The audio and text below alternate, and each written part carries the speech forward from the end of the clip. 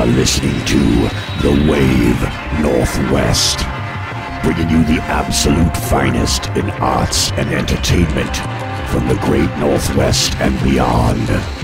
And now, on with the show, with your hosts, Tony Delisio and one-hit wonder Wade. This is The Wave Northwest on Digital Revolution Radio.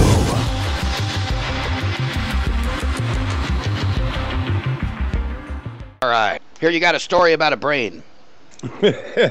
Well, I do actually. It's rather disturbing actually. So let me bring this up. So there was a man, I believe it was in Florida. Oh wait, let me see here. No, Pennsylvania. Interesting. Strangely enough, who was arrested and charged on Thursday after his aunt found a human brain inside a Walmart shopping bag beneath the front porch. And why in the world did he have this brain there, Wade?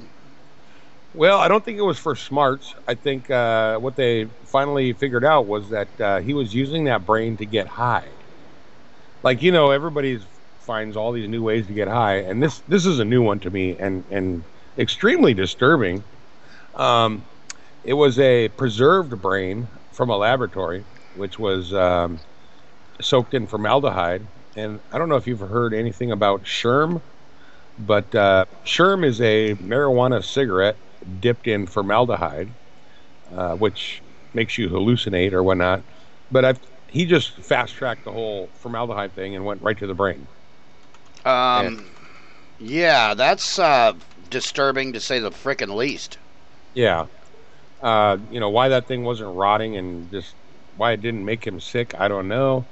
But the formaldehyde apparently was getting him very high. And I mean, that could only happen somewhere over on the East Coast. Wow, man. Well, tell you what, I like to smoke weed and I like to get high, but if you ever hear about me doing anything remotely like that, go ahead and just shoot me. We don't even need to have a discussion about it. Just shoot me in the face. I don't need to be around anymore. If I have that prolific of a lack of judgment, I don't even know. What the hell is wrong with people? I mean, there's perfectly good things that grow in the ground. Mushrooms, marijuana. You know, you don't really need to go out and do this bath salts crap and all this other wet smoking pills. I mean, people are going to do what they do. Don't get me wrong. No judgment here. But for me, I prefer the organic method. Well, you know, I've never had the desire to eat somebody's face. No. You know. No. So. Or have any smokables that has anything to do with anybody's brain. I mean, I'm doing stuff to my own brain, and that's cool. But I don't really feel the need to. Yeah. Wow. That's just plain weird. Well, I have a rather shocking and disturbing story for you this week myself, my friend. Well, let's hear it. Well, as everybody knows, you can't get away from it. The Pokemon Go stuff is a frickin' national sensation or international sensation, even though people are getting arrested for being on private property. People have literally walked off a cliff doing it. There's all kinds of stuff. But, you know, people are having their fair share of fun. But, you know, Wade and I here at The Wave, we of course like to let you guys know about things that may put you or your family in danger or jeopardy of some sort.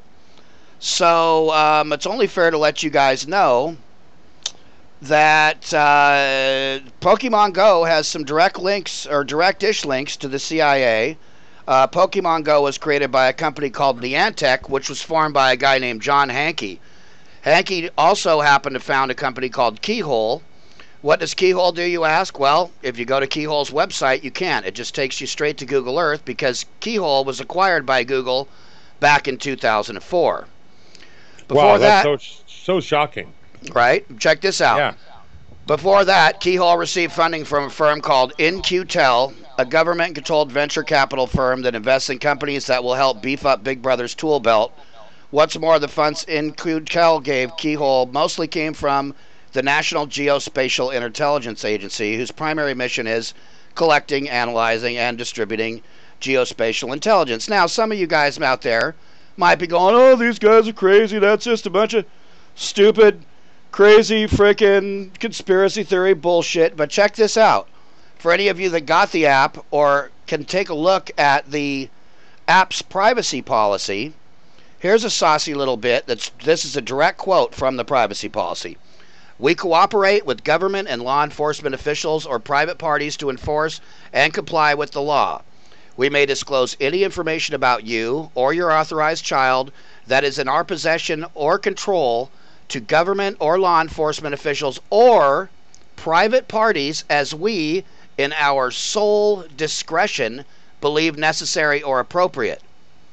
All right? So, you know, when when you sign up to Pokemon Go, you're not only giving it access to your location and your camera, which is sketchy to begin with, but you also give it full access to your Google account. So, which means if you have an Android phone, your Google account is pretty much, they have access to every single thing you do. And you know, if you're cool with that, I mean, we all know it's ever since, you know, Snowden came out and told us the NSA has been spying on us, and we've all suspected it anyway. Personally, my outlook on that is like, spy away. Anybody spying on me is going to be incredibly bored unless they like, you know, video games, guitar playing, and me oogling at my wife's boobs. That's probably going to be the highlight, really. But in any event, some of you people out there might be concerned about your privacy, and especially your children's privacy. So, before you go, make sure you read that frickin' that protection, or that privacy policy. And it's a privacy policy everything. Okay? Well, so, like, I think along with that, most apps actually have the same types of privacy policies where, I mean, they just get access to everything pretty much everything you own. Right. Online. The sketchy thing to this, though, is that, you know, people's children are using it, and people's children are running around, and, you know, Absolutely. I mean, Ginger brought up Yeah, take this for instance. So, if you know, you publish your address or whatever, and then you're out chasing Pokemons, and you're down on, let's say, you know, a mile away from your house. Well, then who doesn't know you're not at home? So they can actually, you know when you're not home by just chasing this app or following this app, and all the information that's provided by this app. Well, sure. Here's another one. What if, you know, some weird child molester dude or chick or whatever finds out that there's some, you know, because I like one of my sons who's like 24 is playing it. So, you know, he's a grown man. He can do whatever the hell he wants, right? But he did tell me there's like 151 Pokemons or something. He's already collected like 79, but there's certain ones that are really rare that everybody's foaming at the mouth to get. So how hard is it for some pervert dude to find out about where the super rare Pokemon is and just go camp and wait for the kids to show up? I mean, it's like a frickin' buffet lunch, you know, not cool. So anyways, if your kids are Pokemoning on the go, I know it's awesome that they're maybe getting out of the house and they're exercising, and that's a wonderful thing, but, you know, maybe keep an eye on them, because all this stuff's a little bit sketchy. Also, Wade, I don't know if you knew this, but since just in the short time Pokemon Go came out, Nintendo's stock has literally doubled. To the tune of like $5 billion or something. Just because. Yep. Yeah. So, obviously incredibly popular, successful app. And lots of people are loving it and having fun. But in the spirit of, you know, keeping everybody informed about what's going on out there, when I found out about all that stuff, I thought that I'd pass that along to you good people, and you can use your own judgment on how you want to proceed from there. And on that note, that's the last you'll hear about Pokemon Go from the Wave Northwest, at least as far as I'm concerned. Absolutely. Yeah, we've covered that ground. All right, so also, the FBI recently announced that they are no longer in pursuit of D.B. Cooper, and basically, if he's still alive, he totally got away with that stuff. In case people don't know, D.B. Cooper. Closed. Yep, dude jumped out of a plane with like $200,000, wearing nothing but a suit, somewhere over Oregon, and just completely disappeared. Nobody found him. A lot of people think he never would have survived in that weather. But you know, now if he that did, you mentioned that, isn't it crazy that they just now finally closed that case, but yet JFK was closed years ago, like decades ago? Right, I mean, we're talking about $250,000, a big whoop. Right. So we're talking about a president who was assassinated at Daley Plaza, and you know that case was closed decades ago. Yeah, well, shoot, that's a rabbit hole that we don't even have time to get into. But there's all kinds Right. of questionable stuff about that. Mm-hmm. For sure. Anyways, we're very excited about the show tonight. We've got some awesome, awesome guests. Coming up in about 10 minutes, we've got our awesome friend Mason Randles, frontman of the Sunshine Wall. He sings, he plays guitar, sometimes he plays drums. He's a multi-talented, fun-loving, all-around cool dude. And so we'll be bringing him in just about 10 minutes. And then at 8 p.m., we will have a full hour with a hero of Wade and I's. We both are big fans of Coast to Coast and Art Bell, and in fact, this show got started initially because Wade and I used to have these great late night conversations about UFOs and government conspiracies, and of course music and all sorts of different stuff. And we were like, man, we should just get a radio show going, and then we could just bullshit about this stuff. And if people don't like it, they could turn it off. But I bet somebody would find some of this stuff interesting, because we're always looking in different little rabbit holes and all that good stuff. I sure know that I found it interesting for the last 20 years. So, yeah. So we have Peter Davenport, the director of the the National UFO Reporting Center. I would say that between Peter and MUFON, all of the UFO reports, for the most part, that civilians are making at least, go to one of those two organizations, and I'm pretty sure the lion's share actually goes to Peter's organization, the National UFO Reporting Center. So we're going to be talking about some really cool sightings of the past, some really cool things that are happening recently, Peter's history and how he got involved in the field in the first place, all kinds of fun stuff. It's going to be awesome. It's totally basically like I get to, interview one of my personal superheroes, and I know, Wade, you feel the same way, right? it's amazing. Yes. Yeah, I mean, literally. Go ahead. I've been talking to Peter during the week, and he's so humble. And, there's a lot of UFO researchers out there, but Peter is one of those ones that, he doesn't really put a label on anything. He just pretty much just dictates the facts. He's reporting. He's reporting what is reported to him without any bias, Right. which is great. I mean, everybody. Some people are fascinated by the subject, like both of us. Some people think it's just the most ridiculous shit in the world. Some people are on the fence. Some people are like mildly interesting. Wherever you sit with the whole thing, that's what's going to be going on for the second hour of the show. We'll probably squeeze a little bit of music in there, but if you're only here for the music talk, well, tonight after 8 p.m., it's going to be all about UFOs. I know some of you guys are thrilled. I know some of you guys are turned off. Either way, that's kind of what's going down. Well, I'm thrilled. I'm thrilled too. I'm diggity dog dang thrilled. This is one of my this is a historical moment for the Wave Northwest as far as I'm concerned, brother. It surely is. Yeah. I've been listening to Peter for probably 20 years now, not just on Coast to Coast, but I've also watched a lot of his documentaries online, on YouTube, and just such a detrimental person for documenting UFOs and not being... You don't mean detrimental, do you? Are you there? Hello? Yeah. Wait. Well, detrimental as far as doesn't have really like an edge on either side of the issue. Like he just documents. I think you mean unbiased. Detrimental means like something that's against something. Like eating concrete is detrimental to your health. Well, yeah, that would be detrimental. Yeah. So there's a special English lesson just for you, brother. Right here. You heard it, folks. You heard it. You heard it. We do vocabulary words and everything. All righty. Well, we're getting ready to pull in our next guest, and as I said, Mason Randles. He sings and plays guitar for the Sunshine Wall. The guy's a huge supporter of the music scene. I've seen Mason be driving from he lives way over in Kitsap County.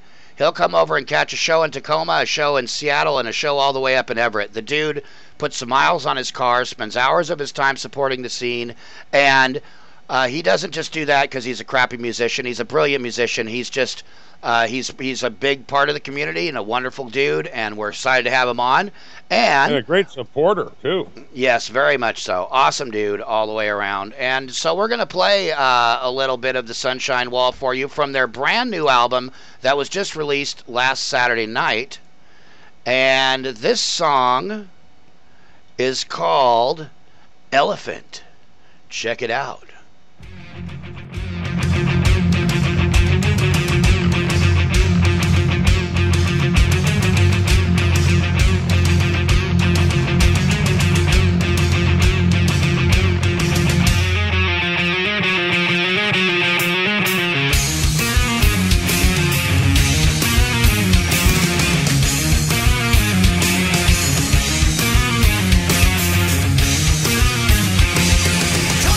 Come away.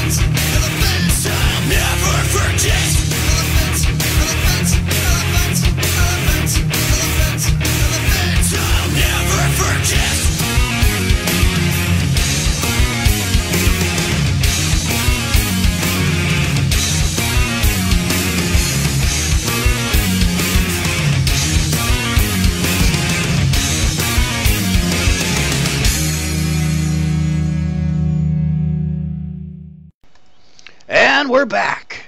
That killer track right there was The Sunshine Wall, featuring our next guest, Mr. Mason Randles. He was singing and playing guitar. Mason, welcome to the show, my brother. Hello. Hello, hello. Hello, Mason. Glad to have you here, sir. How is your day going? Oh boy, I had a very busy day. I'm not going to bore you with everything I did, but it was a lot. Yeah? Right on. Oh yeah. One of these How about days, you? well, I had a very cool day. I won't bore you with the details either, but it was wonderful. Yeah, we all got a little bit of sunshine. That's always nice. Especially with the Sunshine Wall, we got a whole theme rocking now. Woo! Oh yeah. What a coincidence. So that last track, Elephant, that's off your brand new album you've just released called 3. And Yes, I love every track I've heard. That track in particular is really one of my favorites. And could you tell us a little bit about what the inspiration for that song was, and you know, give us the inside scoop? All right. So a lot of my lyrics, you know, when I go to write a song, they're all really vague, really on purpose, just because either I don't have something specific to say, or maybe I'm not trying to piss off whoever the song is about. Elephant was different because that is about a very specific thing. It is about a character from a show called Adventure Time, the ancient psychic tandem war elephant. It's Nice. yeah, dude. Over the span of like a bunch of seasons, he's only appeared like 5 times, but they just give him this fascinating story. You know, he gets brought back to life. He finds this witch who ended up going into a coma, and he can actually communicate with her, and is the only one who can do so. You know, that line, "The witch from the sky." It's one of my favorites. It is incredibly hard to transition from that verse to the chorus vocally for me, especially live. We finally got to do that, and it was a lot of fun. But man, I got to practice. Cool. Very cool. Well, that's one great thing about you guys, is your studio tracks sound awesome, but you guys replicate it very well live, and I'm sure Wade agrees. That's something that we have much respect for as in musicians. A lot of times that's frankly not the case. You know, the album sounds great, and you go see a band live, and it's like, what happened? What's going on? And then there's no auto tune, and then what's your opinion on auto tune, by the way, Mason? How do you feel about auto tune? I think if you're using it to try and hide faulty singing, I have no respect for that. But on the other hand, if it's being used in an artistic sort of way, you know, I don't hate it. Uh-huh. So Right. like, if they're trying to get a certain sound, for instance, a very, very famous sort of auto-tune thing is in the game Portal and Portal 2. I'm sure you've played at least one of those. You're Sure. a gamer. I mean, yeah, GLaDOS's voice the whole time was pretty much all auto-tune, or made to sound like it at least, and I thought that was a really cool, you know, make her sound like this evil robot. Right. Yeah, it is kind of the modern replacement of the vocoder when it's used. But yeah, I mean, it's definitely been used in a lot of ways to cover things up, and I won't mention any artist names, as tempting as it is. But some people just really should not be singing if they have to rely on a machine to do it for them. That's just my 2 cents. Yeah. It doesn't hurt to just practice more, right? You know. Oh, for sure. Well, and obviously, I've heard Mason and his band live, and I mean, definitely, you don't need auto tune. I mean, you got great pipes. The guitar playing is legit. The whole band is legit, and I can't wait to see you guys again. Now that you Awesome, dude. Thank you. yeah. Yeah, always a great time seeing you guys, and it's been kind of neat. I think I've been aware of the Sunshine Wall for a year and a half, maybe 2 years now, and I've watched a steady state of evolution, and you guys are growing and you know, continuing to come up with more and more cool stuff, and that's a beautiful thing, bro. So big props to you. Thank you. Yeah. So we had you're the first legacy guest we've ever had on, because your dad, Derek Randles, was one of our first guests, actually, who's unbeknownst to Wade and I, after knowing you for a year or so, found out that your dad is a world-renowned Bigfoot researcher and expert, and that's really cool. And so I imagine Bigfoot's probably played a pretty significant role in your life. Yeah, he's been doing that. I think he started when I was like 1 or 2, before I could even remember things or think. So, to me, it's almost sort of a normal thing to kind of talk about and think about. A lot of people are like, oh, Bigfoot, don't be seen talking, in a public place about Bigfoot. You can get made fun of. Like, yeah, it's normal. Whatever. My dad totally hunts him. That's fine. Yeah. Well, I think it's God, pretty cool, and he has a pretty level-headed and I mean, he from talking to him, he's definitely not the pie in the sky guy going there's a Bigfoot hiding behind every tree in the forest, and Oh yeah. it seemed like he had a very grounded. Yeah, level approach for sure. I've had to camp with the opposite, and honestly, it is hilarious. Oh, what was that noise? It was a big feet. Oh, let's go get it. Yeah. Right. Oh boy, yeah. So I appreciate my dad being as level-headed as he is. So Yeah, that being said, so have you ever had any kind of a Bigfoot experience or no yourself? I think when I was 10, we kind of wandered into the woods behind our house because he was hearing stuff. I'm not gonna say whether I thought that was an experience or not. I'd say 99% of the time I'm in the woods, it's because I'm on a motorcycle. A little bit today, just something else I did today. But yeah, so I'm usually making too much noise or moving too quickly to really even look at my surroundings. Mm-hmm.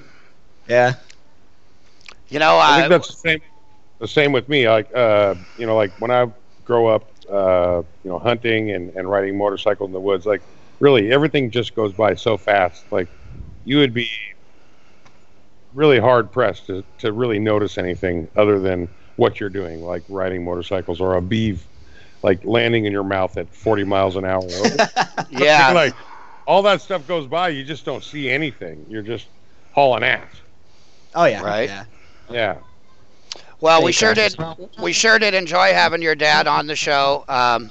We've rebroadcasted a couple episodes from him, and I think it's definitely one of our more popular episodes, and it got a lot of feedback. And so, Derek, if you're out there listening, thank you again for being on.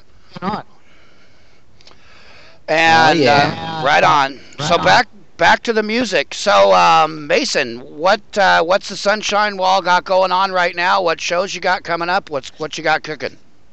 All right. Well, we were going to take August off. We were all really excited because, as I'm sure you very well aware, recording an album is stressful. It takes everything out of you. We were going to take August off. Then our mutual friend, Jason Moser, was like, yo, I need a band. And I'm like, man, I kind of wish we weren't taking the month off. And he's like, oh, you guys would be perfect. So I like, hey, bandmates, you want to do this? Kind of sheepishly asking because I don't like going back on my word. But they're all down. So August 6th, we're going to go play at the Rock Hard in Portland with Splintered Throne and Discordia. Nice. Very, very cool. That's awesome. Yeah. Pretty excited about that. Yeah. And so how did the CD release show go? I mean, we've heard all about that. Oh, yeah. The CD release show was super weird, right? It seems like all the people I normally interact with, everyone, as I was talking to them in the months leading up to the show, like, we'll definitely be there. We're going to do this. Wouldn't miss it for anything. Those are the people I was getting emails from all that day, like, hey, we're not going to make it. So, like, very little of our normal crowd was at that show. However, there was still tons of people. For some reason, it seemed like all of Bremerton wanted to go to the Manette that night, and I did spend some money on, promoting it in and out of Facebook. I put up a lot of flyers, just a lot of like traditional style promoting, and we ended up having a really successful night. So it was a stressful day that paid off in the end, I guess, is how I'll put that. Awesome. Well, it's a shame that some of your True Blue fans, and I myself, unfortunately, was not there either. But getting your music exposed to an entirely new fan base and creating new fans sure isn't a bad thing. Oh, absolutely. Yeah, that's my favorite thing, is seeing faces I don't know. I mean, I do love the faces that I do know, like you guys and everybody that frequents places like Louis G's. Uh-huh. But, it was definitely it was one for the books, to put it in a term that we all overuse.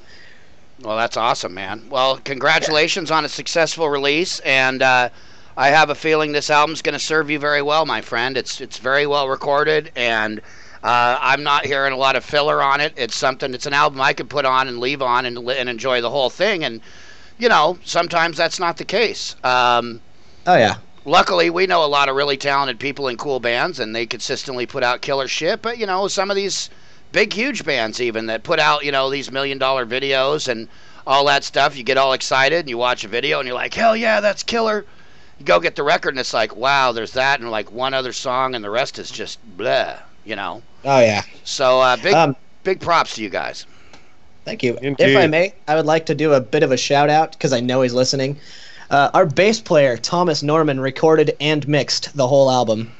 Wow, no kidding. Yeah, he actually owns a studio here, right here in Bremerton, called Combat Audio, and he also did work for a band called Long Shot Academy, who I'm sorry to say is not a band anymore, but just fantastic work across the board, and he really came through for us, and it got pretty stressful, and he powered through it probably better than I could have. Well, the songs that I've heard are very well produced and very well mixed, so yeah, impressive. Yeah, I'm sure he's just sitting there giggling at his laptop at home. So well, he should. That's awesome. Yes. Well, job well done there. Job well done.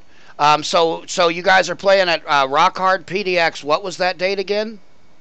That was August 6th. That's a Saturday. Let me check my calendar, make sure I'm not giving out the wrong day. I've done that. Yeah, August 6th. Saturday, August 6th. So all you people in Portland and the surrounding areas, and even from here in Washington, if you're up for a road trip, that's going to be a killer show. Splintered Throne's a fantastic band, and Discordia is from the Bay Area, and they're a really, really awesome band as well. Yeah. Nice. Hopefully we'll maybe be able to get some of the Discordians on the show and talk about their stuff before they come up here. They're going to be embarking on a whole national or at least West Coast tour here pretty quick, I think. Nice. That word you just used kind of made me think of Martians, like Discordians, like from another planet or something. I like it. People from another planet. Yeah, we got that covered here at the next hour. Would you consider that a detrimental term? I don't know. Ho, Tony. Are you Santa now? I'm doing my best Ed McMahon impression. Yes. Yeah. Ho, Tony. That's all right. Well, how about we play another cool track of you guys? I've got a song queued up called Tomorrow. Does that one have any kind of story that goes with it, or is this some of your open to interpretation style lyrics? The lyrics are that the music. This is an interesting song for us because one of the things I get ribbed for a bit from guys who understand music theory. I don't. I will publicly admit I know nothing of music theory. But they're like, yeah, everything's in the same key. I'm like, all right, you know what? I'm just gonna mess this song up as much as possible and try to build around it. And like all of us are actually really happy at how it kind of turned out. Very cool. So it's different sound for us. I think you guys will dig it. It's got a little bit of an experimental ambiance to it then. Yeah. That's very cool. All right, well, check it out, everybody. You're listening to The Wave Northwest. This song is called Tomorrow by the Sunshine Wall.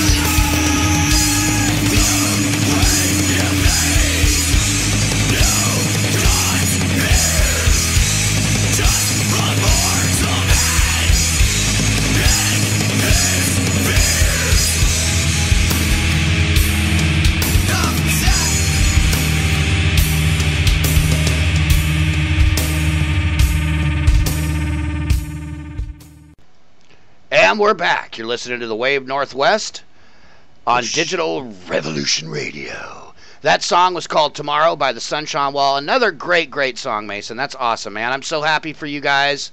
The sky's the limit for you guys right now. Well, thank you. So while we were off the air, you mentioned that you actually were intrigued by one of our guests last week, William Thomas Anderson, and wanted to tell us a little bit about your experience. You actually reached out to him after hearing the show. That's super cool.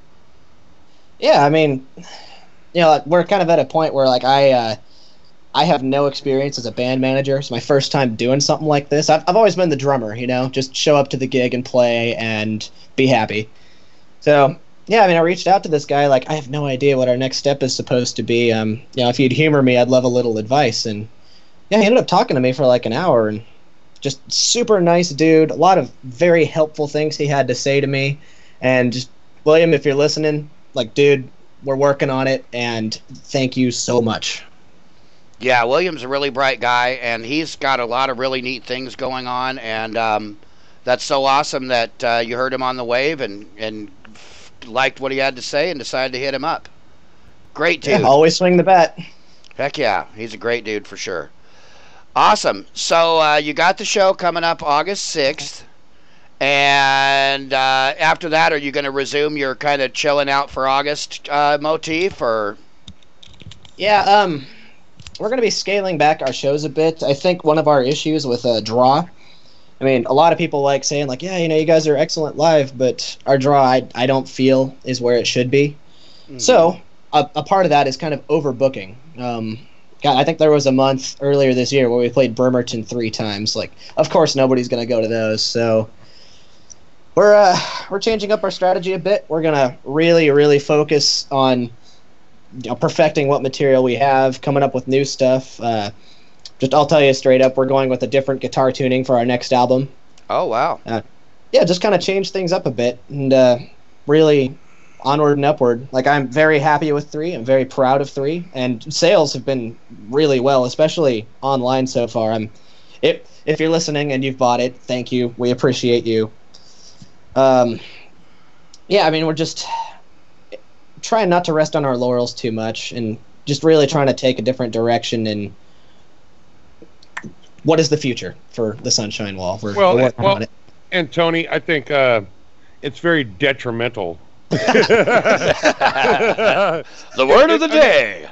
Yeah, I mean, if you play too many shows in any demographic, it's going to be detrimental to your turnout. I think that's just, yeah. It is. It's detrimental to the overall morale of the band too. Right. Yeah, well, playing dead shows doesn't really do anybody's spirit a whole lot of good. But it's not even so much a matter of overplaying. I think it's a matter of strategic playing. Like you said, 3 shows in 1 month in the same city, probably not the best plan. Unless you've just got some just diehard fans that are just going to eat that up every single day and they're super stoked. But in my experience, what happens if you play too much in the same area is people are like, oh, they're playing next Saturday here and they're over there, and then they're all, I'll get to one of those shows for sure. And then they don't end up going to any of them because they think they have too many options. But, we're lucky to live in such a wide spread out area to where you could play, one weekend in Everett, you could play the next weekend in Tacoma, the next weekend in Seattle, the next weekend in Bremerton, the next weekend in Portland, the next weekend in Olympia, and you could just about play every single weekend and be like doing, every other month in these cities and still be playing a lot and still be building a fan base in a lot of different areas. At least, I don't want to give away our secrets, but that's that's what Mechanism does. Well, or tries to spread it out. Tries to do anyway. We sometimes, and then there's different types of things. Like, for instance, an outdoor kind of festival thing is a little bit of a different deal than a venue show, and because you got generally speaking, a much wider variety of people at an outdoor festival that may not even be into your type of music and never would have went to one of your club shows, but then they see you and they're like, hey, that's some toe tapping stuff. And then they show up, come in and check you out at your club shows. I think really that's a big key factor is converting new fans when you play, right? So if they never heard of you and they want to hear more after they leave, then you've done a good job. That's kind of how I look at it anyway. For sure. I know you guys have been killing it with like the outdoor shows lately. I've noticed. Yeah, I mean, you guys are all. I mean, I'm sorry. Go ahead. No, I wasn't going to say anything. No, I mean, like you guys are known for like insane draw, and everyone loves you, and that's something I've really noticed these last couple of years is you guys are like, you got the ALS Fest coming up. You just played like Art on the Avenue. Like those are not traditional metal shows, and it seems like you guys are really doing well with that. Oh, thanks. Yeah, it is kind of nice to get to get thrown into the mix as a metal band, where metal bands are usually frowned upon. You still ain't seeing us at Bumper Shooter, Bye to Seattle, or any of that, but who knows? We'll just keep on trucking and see what shakes out. Definitely looking forward to working with you guys again. So hopefully here in the fall we will get another mutual show together with maybe all three of our bands. Wade's Inside the Gates has been writing some new originals and stuff, and Wade and his band have a show coming up next Saturday night at El Corazon with System 7 and the Mighty Invasive. That's going to be a barn burner. So that's very, very exciting. And, so, hey, Wade, I have to rib you just a little bit here. We played together at the Paradise Bowl a while back. We did. Yeah. That was awesome. Oh, it was. It was, for sure. I think that's the first time I saw you guys, and I was just, like, blown away. Yeah, and then Billy Bolt was there. We got to meet him. And one thing my guitarist noticed about your singers, like before every song, he would always introduce it as either this is a cover or this is an original, because you guys mix it up. So Jeremy was like, dude, before every song, this is an original. That's somebody that we covered? Yeah. Yeah. Yeah, he does that a lot. He's kind of a clown. He's a very good front man. He's a great singer. And he just tries to mix it up a little bit and just keep everybody. Hey, Wade. I'm sorry to interrupt. Looks like Peter's calling in, and it's acting weird. It says answering this call is going to put the active call on hold. That's a totally new weird thing. So I'm going to answer it, and I may have to actually shoot. We lost him. Oh, darn. Let me see if I can add him to group call. Okay. Oh, damn it. That was a fun show, by the way. Mason. Oh, yeah. Yeah, absolutely. It was a pleasure. Damn it. That's too bad that kind of fell apart with that venue. That could have been a really cool place. Man, tonight we've had some various things going on that are frankly detrimental to the show. Technical difficulties up the wazoo. That's really weird. Usually if somebody calls in on our call-in number, I'm able to add them into our call here. I'll tell you what, Mason, we're going to let you go, my friend. I'm going to play one last song of yours called Chili Filter. We're going to see if we can't get to the bottom of what's going on here. And thank you so much for being on, man. You're a wonderful dude, great musician, and we're all blessed to have you as a part of the scene up here in the Northwest. Thank you very much. Brother. It was a pleasure to be on. All right, we'll be talking to you soon. Everybody out there, check it out. Bitchin' song for... Ooh, what the heck is that? Damn, I got all kinds of crazy shit happening. This is a tune by the Sunshine Wall. It's called Chili Filter. Check it out.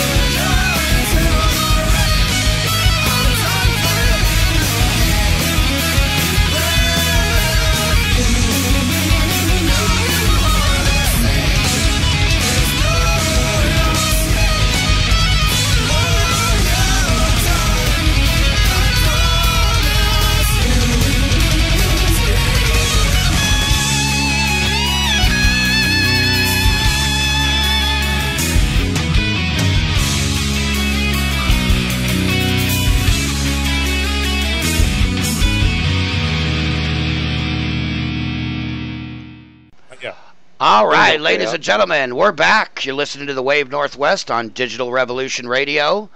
And we'd like to thank once again Mason Randles for gracing us with his time. We had a fun interview with Mason. And now we've got a guest that Wade and I are both very, very excited about. In fact, when we first started the show, we were brainstorming about some people that we would like, we're like, you know, kind of like bucket list items for the show of like guests that we would just be thrilled to have on. And it was a fairly short list, actually. And our next guest is actually one of those guys. And when Wade called me up, he said, Tone, guess what? And I said, what? And he goes, we're going to have Peter Davenport on the show. So, ladies and gentlemen of the Wave, please welcome Mr. Peter Davenport, the director of the National UFO Reporting Center. Peter, sir, thank you so much for joining us tonight. We're just absolutely thrilled to have you here. Well, I'm delighted to be here, too. What a great way to end a weekend, being on a radio program over in Western Washington and elsewhere. So I am thrilled to be here, and my favorite subject is UFOs, and I'm pleased to be able to bring that subject to our audience tonight. That's wonderful. So when I first started listening to you, I lived here in Western Washington for many years, but I was actually living in Dallas and listening to Coast to Coast. And at that point, I believe the UFO Reporting Center was based in or somewhere near Seattle, wasn't it? That's correct. We were in the Arboretum for a while, just about probably a mile or mile and a half south of the Husky football stadium for a while. I ran it out of my house, out of my residence, and then I moved up to the University District, not far from where I had been. Then about 10 years ago, I purchased an ICBM missile site, an underground missile site, for turning it into a residence, and that's when I moved over to Western Washington, June of 2006. So I've been here ever since. Eastern Washington. Yeah. Did I say Western? Yeah, Eastern Washington. Yeah. I apologize. I mixed that up. No worries. Wow. Well, that's got to be pretty amazing and quite an adventure moving into a missile site like that. Well, I haven't moved into it yet. It's still pretty damp, pretty dark, pretty dusty, but I own it. People ask me, well, what are you going to do with that? And I say, well, if you're a stamp collector, what do you do with your stamps? You look at them, you dream about them, and so on and so forth. So I'm not sure what I'm going to do with it, gentlemen, but I've got it anyway. Well, that's really neat. Well, so you know that I'm from Spokane, which is not too far from Ritzville. Oh, yeah. Eastern Washington over there. And so do you actually have plans for that site over there? Yeah, or just... I have plans. I don't know what I'm going to do with it, gentlemen. I can't say anything definitive at this point, but my dream 10 years ago had been to own a missile site. One was available for about 24 hours, and I had to make the decision whether I wanted to be a talker and a dreamer or a doer. And I decided I was going to be a doer, so I bought it. Okay, so now going from Seattle to Eastern Washington, there has to be a really big difference as far as what you're able to see at night. Oh, have you noticed any difference? Oh, we have beautiful, beautiful night skies over here, summer and winter. And I'm sort of up on a hill in my hometown here, and that makes a big difference. Even 100, 150 feet in elevation makes a big difference. And on a clear night, the sky, the nighttime sky over here is just beautiful. The Milky Way stands out like a fluorescent lamp, and it's just delightful. I've got 3 or 4 telescopes and a number of pair of binoculars, and I'm always outside looking at the night sky. Well, I can attest to that. I mean, I'm being from Eastern Washington. I moved over there in the late 90s, lived in Pullman. I'm sure you're familiar with Pullman. Yeah. Sure. And I mean, the night skies are just incredible. And, but I mean, it doesn't really add or take away from the fact that things are visible at night, no matter where you are. Yeah, and that's right. where I'm at right now, the home that I'm living in right now, a friend of mine used to live across the street from here back in the 90s. And we saw, I don't even really know how to explain it. It was a daylight sighting, and shame on me for not reporting it. But, Yep. and I should have called you, Peter. But it was a daylight sighting, and it was the strangest thing I've ever seen in my life. And I've seen Yeah. probably three different things that I couldn't explain, but this one in particular was just beyond incomprehensible. It was broad daylight. It looked like an upside down conical shape. So the wider part was at the bottom, and it went to a point at the top, and it was metal in nature because it was broad daylight. It was morning. It was about 9 o'clock in the morning, and this thing was had no sound. It just coasted across the sky, and as it was turning, there was like glimmer from the sun, from the morning sun, and then the glimmer would go away as it spun. It wasn't. I wouldn't say it was round. It was probably multi-sided Okay. in the sense that, like, sometimes it would shine and reflect the sun, and then other times it would be dark. And I asked my friend, I'll never forget this, because I think he still tries to deny the fact that we saw this together. Yep. But I had a witness, and he's like, I said, what does that look like to you? And he says, well, it looks like a human. And I don't even know what he meant by that, but it was unbelievable, and it was silent. Fascinating story, and we would love to have that written down. Even though it's been a long while, a few years since you've seen it, you remember it very clearly. That I can tell by the way you're describing it, and you're passionate about it.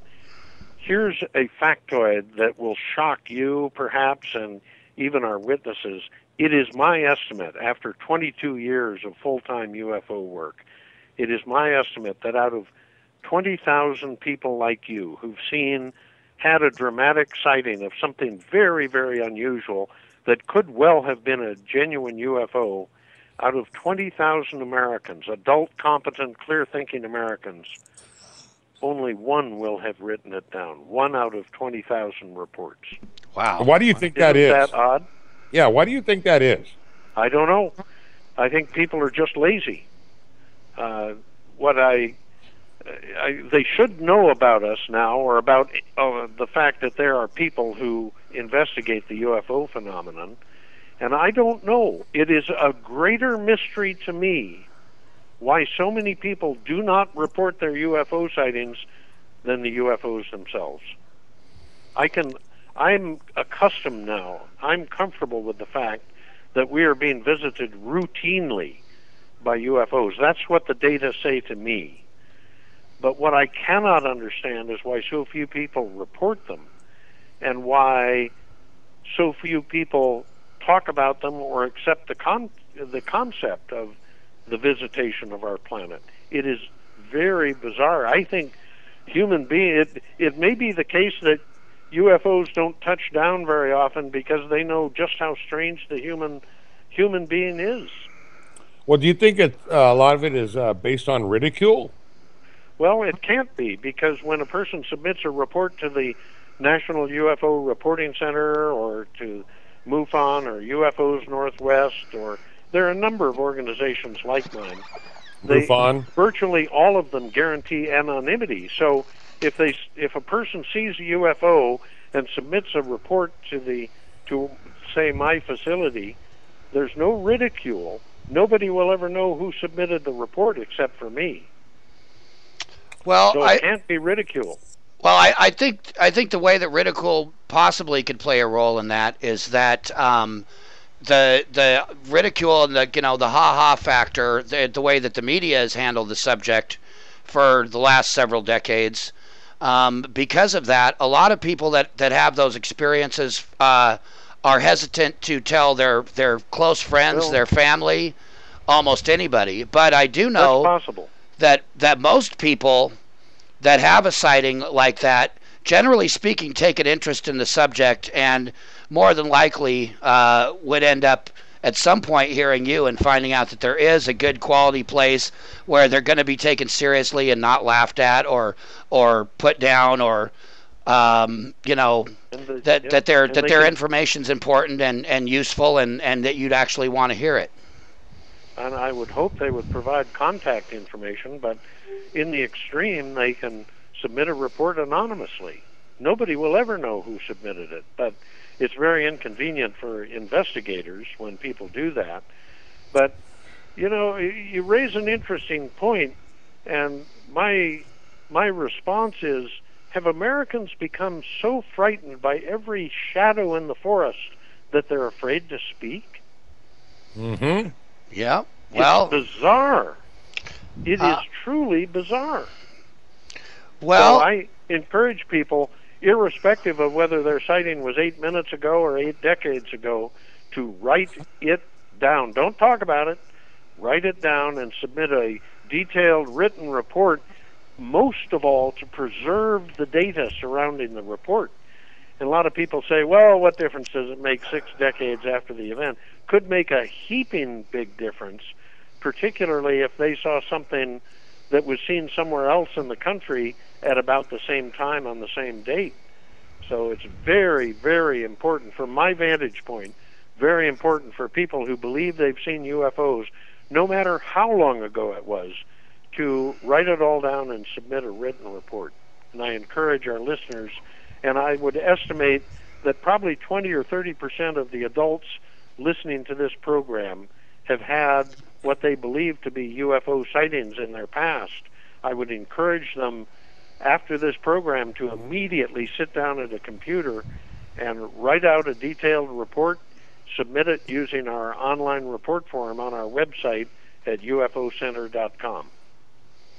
So all you listeners out there, if you've had an experience, even if you feel a little sheepish about it, or you aren't sure that it would, you didn't actually see any aliens get out and walk across your lawn, but you saw something very anomalous in the sky or something inexplicable, please do report that, because it's important to get that data on file, and you can do that at ufocenter.com. Thank you for that comment. So, Peter, I know it's probably hard to say exactly, but do you have a ballpark figure of how many reports have come into the UFO Reporting Center since its inception? Well, absolutely. And there's a difference between how many reports have come in and how many reports we have posted on our website, because a lot of the reports are prank reports, or we discover that they were not UFO sightings at all, and we remove those from the data stream. But we take over our telephone somewhere between 10 and 50 reports a day over the telephone. Wow. Only some of those get translated into written form. Most of them, and I'm shocked by how few people are willing to write a report after they've made a call to the UFO hotline. But so we take between 10 and 50 calls. Not all of those are UFO sighting reports, but we're posting probably about, I would say, roughly 20 to 25 written reports to our website on average every day. Wow. And Shoot. to take into account that we're capturing, if my estimate is correct, that only 1 out of 20,000 people who see UFOs reports them in written form, you begin to see what the volume of sightings may be around the world. Yeah, that's just incredible. And I've noticed that also, Peter, that a lot of these calls that come in are probably mistaken identity, like normal terrestrial aircraft or whatnot, and that's going to happen. But there are some that, like I think I've had 3 in my life, but I looked at the skies my whole life, and I know what terrestrial aircraft is, and I know what normal. Well, we're not going to get into contrails, but there's things that go on up there that just are not normal. And you can kind of tell the difference between those that are normal and not normal. Yeah, I agree 100%, and it's particularly true if you've spent a few months, or in my case 22 years on the hotline taking reports, you can almost tell from a person's voice, which of those reports are genuine. And then with just a few questions, you can usually establish whether the sighting might have been caused by the International Space Station or a launch of an ICBM missile out of either Vandenberg, or you may recall last November 7th there was a launch of an ICBM out of a submarine off the coast of San Diego. Mm-hmm. And we got many, many, many reports.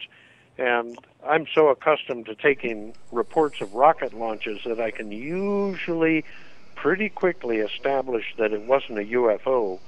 So experience makes a big difference in this field, as is the case in any field, whether you're a race car driver or a professional boxer or an accountant or an attorney or a physician. Experience matters. You learn a lot in the course of your career, and you learn how to, in my case, how to weed out the pranks pretty quickly. We can do that with caller ID fairly effectively. If it's a kid calling in some monotonic voice, talking, using profanity, it's almost certainly a prank. Sure. But I sent you earlier, Wade, some links to reports. I don't know if you've had time to look at them, but one of them is from a retired U.S. astronaut down in Athens, Texas. On the 5th of July, 2013, just over 3 years ago, he had a very dramatic sighting of 6 red lights together with his wife and their adult daughter. And he said, I talked with him on several occasions. He said, during one of our conversations, he said, Peter, I don't know what those things were, but after having been an airline pilot, a fighter pilot, and an astronaut, 2 flights on the space shuttle, he said, I can guarantee you that they were not manufactured on this planet. That's a pretty good source of information. Absolutely. And haven't there been many sightings from astronauts and STS, right, astronauts or whatnot that have said that, like, what they really can't describe what they see as being terrestrial or normal in nature. Absolutely. Yeah. And Edgar Mitchell. Pardon? Edgar Mitchell being one of those. Oh, yeah. Yeah. And there were a lot of astronauts who claimed that they had seen things for which there was no explanation as far as they knew. Another report I sent you, another link, is to a sighting report from a retired Arizona Highway Patrol officer. And the people listening, our audience, can check out these dates and read the reports with their own eyes. It was the 28th of September, 2013. Retired Arizona Arizona Highway Patrol officer was standing in his home in Glendale, which is on the northwestern corner of Greater Phoenix. And he was looking to the north. He saw, to his great amazement, an orange light streak across the sky from west to east, from his left to right as he faced the north. He was just thunderstruck by it. He ran outside hoping to see the object, and in the subsequent couple of minutes, he saw 150, he estimates, more objects streaking to the northeast. That was, again, the 28th of September, 2013. People can read his report on our website. So we're getting a lot of good reports. It's just shocking that something that intense is just not front page news and on every news channel, and it's just, I mean, all it would take is one quantified, real big UFO sighting like that. It would be like the biggest story in history. It's just whether it's, I guess it's, I studied ufology history a little bit, and I know that in the 40s and the 50s, there wasn't any shame in talking about UFOs, and it was a widespread thing. And then they came out with Project Sign, and then Project Grudge, and Project Blue Book. And at the end of all that whole process, they basically announced that UFOs aren't a threat to national security, and basically there's nothing to it. And at that point, I think there was a lot more trust in our government than exists now. I think at this point, um, a lot of people are a little bit suspect of what the government has to say because they've been caught in a number of lies over the years, and anymore, I think if we had that proliferation of UFO sightings and everybody being on board with the whole thing and not feeling ashamed like they're going to lose their job or they're going to be a pariah in their family, that if the government came out and said that now, people would be like, oh, really? I'm going to pay twice as much attention, But somehow at that point, they set the stage for this, an ongoing policy of denial and ridicule. And it's just, it's really sad. And when you've got people who are astronauts, airline pilots, people that are entrusted with nuclear arsenals, are if they're so well trusted by the military and our government to literally take care of a nuclear arsenal, whatever those guys have got to say, I mean, why would they just randomly say, oh, there was a UFO coming over here and it was turning on and off our arming our missiles and disarming our missiles? And how is that not an issue of national security? It just blows my mind. I just hosted a gentleman who used to be a launch control officer in the Atlas program and then in the Minuteman I program. And back in 1966, he was transferred from the Atlas sites to a Minuteman site out near Minot, North Dakota. And he arrived on a site the morning after a disc had flown over their command headquarters and had apparently taken 10 of his missiles in his flight of missiles offline. And Boeing investigated it. I think Boeing is the manufacturer of the Minuteman, and they never could determine, so far as this officer knows or ever knew, the engineers who were dispatched to Minot could never determine what the cause of that glitch was that took 10 missiles offline all at the same time.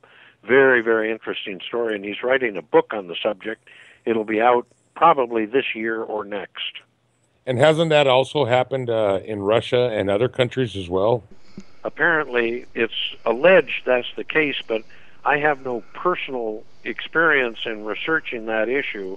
All I can do is agree with your statement, Wade, and say I presume that's the case. There have been some documentaries, alleged documentaries, I have to say, sure, that have made that claim. So now let's go back, like in the 90s. Okay, so first, like I think I heard of you first back in the early 90s on Art Bell and all that stuff. And there were a lot of what they called UFO flaps, which means like huge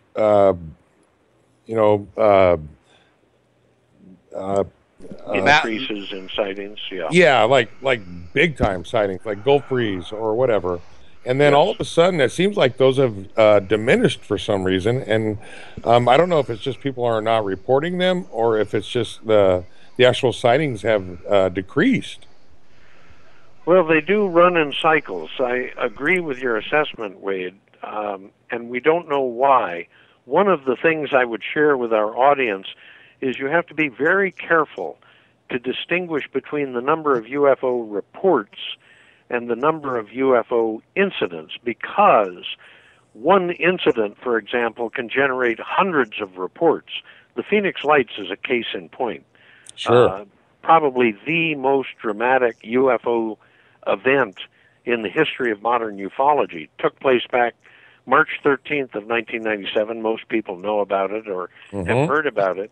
And that was one incident. It lasted for just over 2 hours. And it generated probably, all told, to all organizations, probably 1,500 to 2,000 reports. There's, regrettably, I'm sure there's still people in the Phoenix area who saw those craft, and it was a very dramatic sighting. The objects that hovered over Phoenix, for example, that night, that Thursday night, were up to 8 miles across. and I'm sure many of our audience will probably be convinced, predicated on my statement, that I'm a crackpot.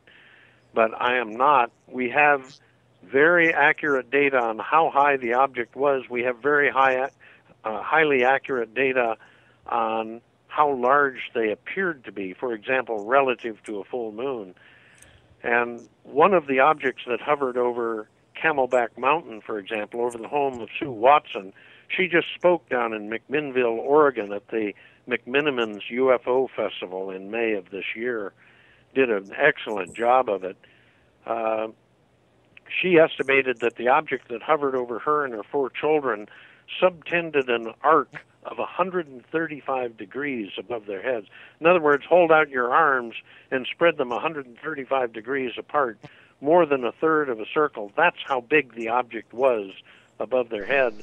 And at that time, it was, we believe, not less than 8,000 to 9,000 feet above ground level. Wow. That Jeez. translates to a size, a craft that was in the order of 8 miles, terrestrial statute miles from wingtip to wingtip. And that wasn't just in Phoenix. Actually, that was reported for miles north and south of Phoenix. Oh yeah. As that whole night went on, I mean, it was documented and photographed for, Absolutely. I think, 200 miles north or south of Phoenix. Yep. So the first sighting that was submitted to the National UFO Reporting Center was from Henderson, Nevada, on the southeast corner of Las Vegas. And there were sightings from Kingman, from all over Arizona, and all the way down to Tucson. One object went down Interstate 10, headed southeast towards Tucson from Phoenix, and it was so big, people reported that it blotted out the night sky above their heads. Man, can you imagine that, Wade? I mean, I have to say that if I saw that happening, I would think that there was a full-on Independence Day, end of the world, worldwide global invasion. Something, I mean, even something the size of a football field in the air would be frightening, but something a mile across, but 8 miles across, that's just pretty insane. And again, it did get a fair amount of press. But, you know, the government's explanation was that there was A-10s shooting off flares, right? Right. Well, and you also have to consider the area that was in. It's not too far from Area 51, so everybody kind of like blew it off as, well, it could be, some sort of a, military aircraft or some, whatever. And it just, it's really easy for the government to just blow this stuff off. Yeah. Well, actually, there was very, very little coverage. There was no coverage in the national press about this until the 18th of June. So it went uncovered in the national press from the 13th of March to the 18th of June. That's over 3 months they were able to quash this. And I have solid reason to believe that the Air Force intercepted that object over Sue Watson's home. The pilot reported to his ground crew when he returned to Luke Air Force Base. He was the pilot. He's a lieutenant colonel in the Maryland Air National Guard. That was his rank at the time. He was the lead pilot on a flight of 2 F-15s, and as he flew to the south, the object was ahead of him, and to his left and to his right, it stretched from his 9 o'clock position on his left all the way across his canopy and windscreen to his 3 o'clock position on his right. And at that point, suddenly the radar in his aircraft went to white noise, just white hash on his instrument panel, and all the lights on the object dimmed like somebody turning down a rheostat. And at that point, he broke off the intercept with his wingman.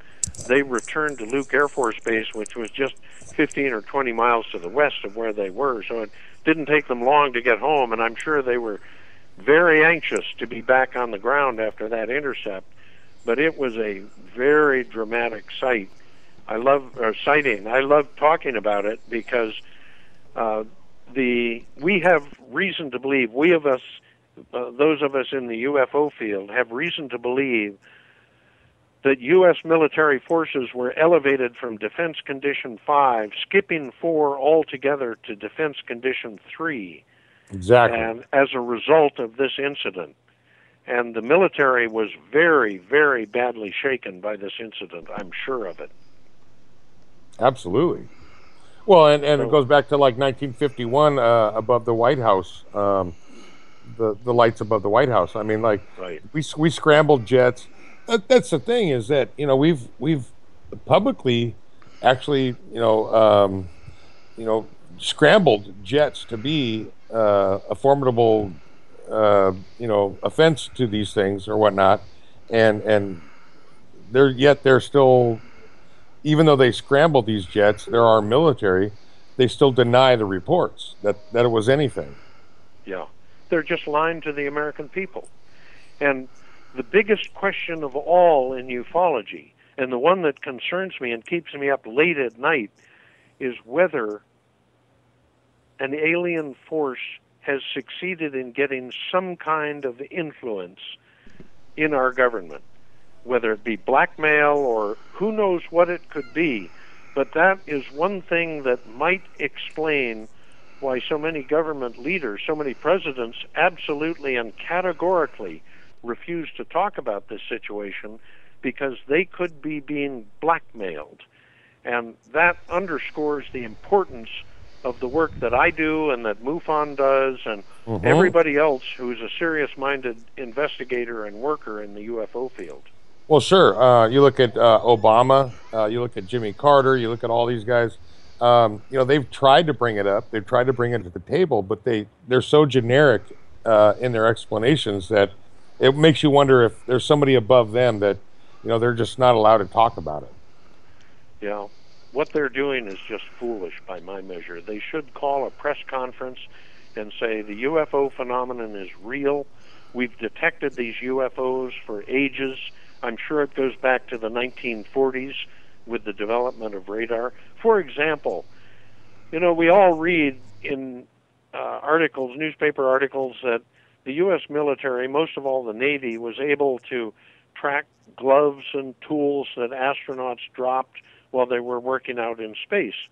Well, if that's the case, are we to believe, and they track it with radar that is ground-based, if that's true, and I'm sure it is, we track all space junk that passes over the United States.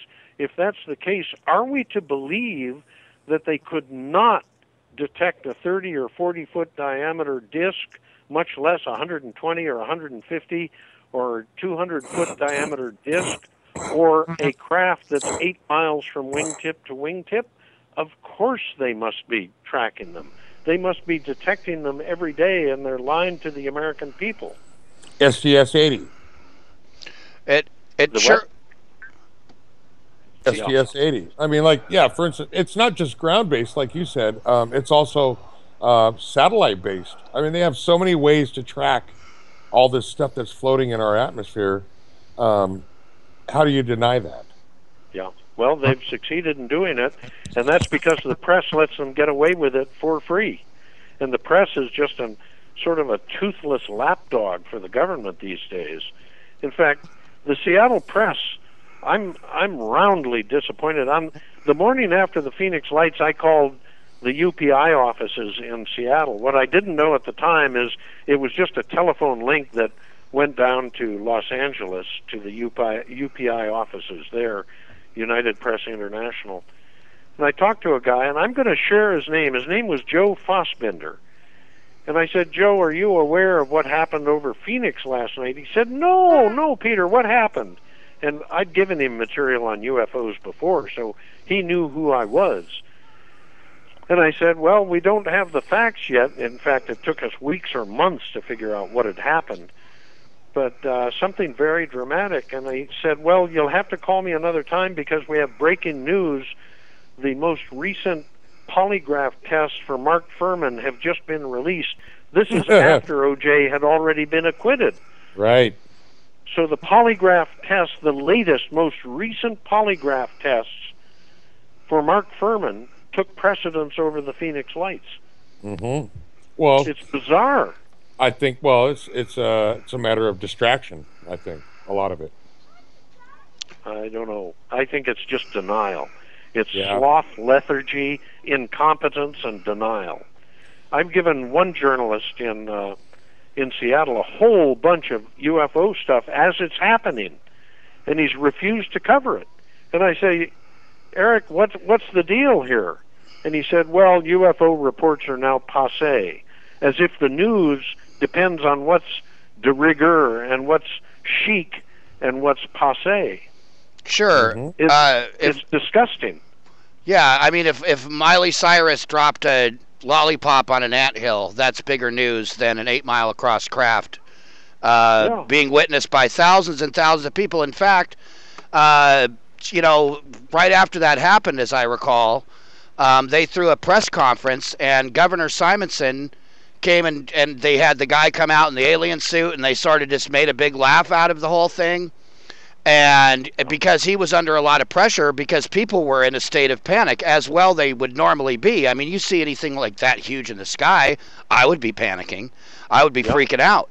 So, and that's the same governor, by the way, who 10 years later admitted to Leslie Keene, this is written in her book, admitted to her that he himself personally had seen one of those craft go right over his head.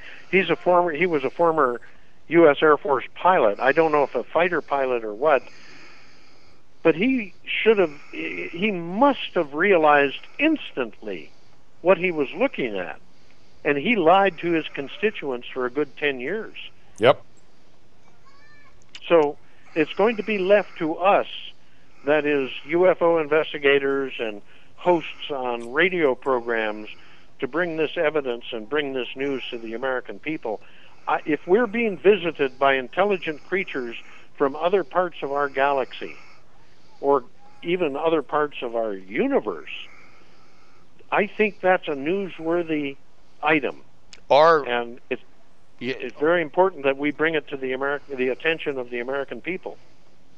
Sure. Well, even if it's some kind of high-tech Chinese or Russian craft, or even American craft. I mean, you wouldn't think they'd be test flying something 8 miles wide over a major city. I mean, that doesn't seem, if they had something like that. I think that the biggest building, at least as of a few years ago, at least in the U.S., is about 1 mile long, and it's actually a Boeing warehouse, and that's the biggest actual building, and that's 1/8 the size of something these people were seeing in the sky. Yeah. So I was about to say, even if you can build a craft that's 8 miles from tip to tip, where do you put it? Where do you hide it? Yeah, where did it go? Dark side of the moon or something? Or, I mean, had to go somewhere. Sue Watson, who's a very good witness, again, she was the woman who, with 4 children, saw this object hovering above her house at the base of Camelback Mountain. She said towards the end of their 5-minute sighting, it hovered above her home for 5 minutes. They couldn't see the sky. All they could see was the craft. And suddenly, when it was being intercepted by these 2 F-15s coming in from the north, it suddenly accelerated and jumped about 4 or 5 miles down above. Now it is hovering above Sky Harbor Airport. There were pilots at the time who refused to push back from their gates because they were looking up through windows at the craft as it hovered above Sky Harbor Airport. So it was a very dramatic event, and people still, most of all journalists, when they call here and they want this factoid or that factoid about UFOs, on average, how many reports do you get a day, Mr. Davenport? They know nothing. They haven't, more often than not, haven't even heard about the Phoenix Lights event. Yeah, that's just crazy. Everybody should have heard about that. Should have. They had a very large craft and a pretty large mass sighting in Texas. I guess that was about 10 years ago. No, it was the Stevensville, Texas sighting, and it occurred on a Tuesday night, January 8th of 2008. People who are listening, our audience, can go to our website and read some of the reports. It was very dramatic, principally because an object that was very, by all reports, was very large. It too, like the Phoenix Lights craft, blanketed Stephenville, Texas. And the reason it was so interesting is because it was very close to President George W. Bush's location at the time. He was at his ranch, and F-16s were dispatched, and people can read the reports on our website for that incident. Again, January 8th of 2008, Stephenville, Texas. It was a very dramatic event. And that was cited as being over a mile wide too, isn't that right? Well, it's hard to know. Unless you have a measuring stick and you have Right. a step ladder, how can you tell? You don't know how far away it is, so you don't know how large it is. You don't know how large it is, so you don't know how far away, and back and forth and back and forth. But it was so big that people standing on the streets of Stephenville, Texas, when it hovered above that city, held out their arms at a large angle, and it blocked out the sky above them. So Amazing. that's pretty large. And it flew to the west initially. It was seen by a number of people, not only in Stephenville, Texas, but from surrounding rural areas. One group about 2 or 3 miles to the south of Stephenville were tending a bonfire, and they were looking to the north. They saw the object hovering over Stephenville, and their impression was it was bigger than the city of Stephenville. But then it suddenly accelerated abruptly. It shot to the northwest, or the west generally, and they thought it was gone. 2 minutes later, or thereabouts, back it comes with 2 F-16s using their afterburners on its tail, and it suddenly accelerated and streaked away from the F-16s as if they were standing still. Wow. And an F-16 on an afterburner, you can read the reports on our website. They've been there for 8 years. When an F-16 or any jet aircraft is using its afterburner at low altitude, you know they have a mission in mind. And the reason I say that is because when you're using an afterburner, you're burning fuel at a ferocious rate. You don't have too many minutes in the air before you've got to start looking for a tanker or a runway. Mm-hmm. And so they must have been very dedicated towards scaring that thing off if they could from wherever the president was at his ranch at that time. Well, those sure are some brave men and women of our military that would get up there and get anything anywhere close to that. I think I would be, I don't know, I don't know if I'd have the nerve to punch the gas to chase something like that around. I think I might be heading in the opposite direction. Yeah, you're in a tough position if you're a fighter pilot and you get an order from the base commander to go shoot that alien craft down. Whoa, talk about being between the devil and the deep blue sea. Absolutely. So, yeah, and there have been conferences dedicated to intercepts of UFOs by military fighter aircraft. And when I heard the estimate that was agreed to by virtually all of the speakers, I recall, as to how many U.S. fighter pilots have lost their lives in the pursuit of UFOs, I said, no, that's impossible. But the number that they come up with is about 1,000. Wow. 1,000 U.S. military fighter pilots have lost their lives or disappeared as a result of their attempt to intercept UFOs. And that's just the U.S. I mean, like look at Mexico, for instance. I mean, there's so many reports down in Mexico. There are a lot of other countries who are very forthcoming as far as their investigation to this subject. And Chile and others. Sure. And, you know, I don't know why those don't really make it to light.